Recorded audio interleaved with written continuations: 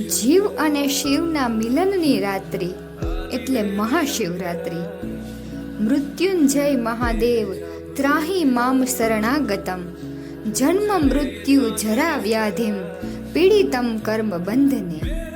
શિવ એટલે કલ્યાણ। સ અક્ષરમાં સુખ શયનનું સમાધિ સત્ય છે। ઈ શબ્દમાં ત્રિતાપહારીણી શક્તિ છે। વ શબ્દમાં અમૃત વર્ષા સમાયેલી છે, તેથી જ તેનો અર્થ કલ્યાણ થાય છે। શિવ સર્જક અને સંહારક પણ છે।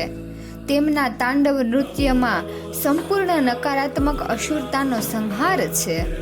ઉપનિષદ તથા ઋતિઓમાં પણ કહ્યું છે કે શિવ 3 ગુણોથી પર છે।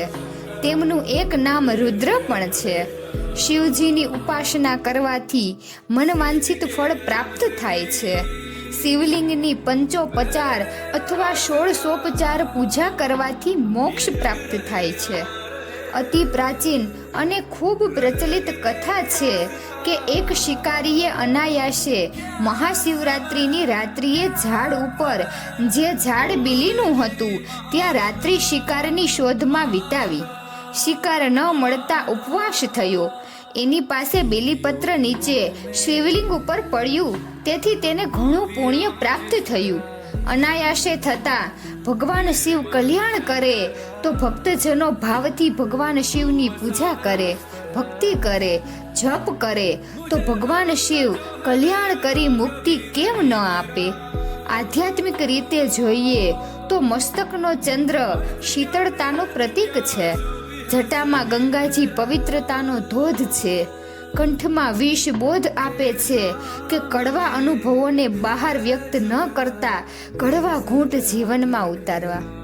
સમગ્ર જગતના નાથ એવા ભગવાન ભોળાનાથની સાધનાના મંગલમય અવસર મહાશિવરાત્રિની સર્વે શિવ ભક્તોને હાર્દિક શુભકામનાઓ।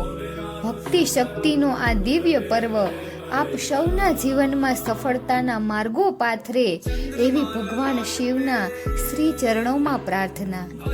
હર હર મહાદેવ।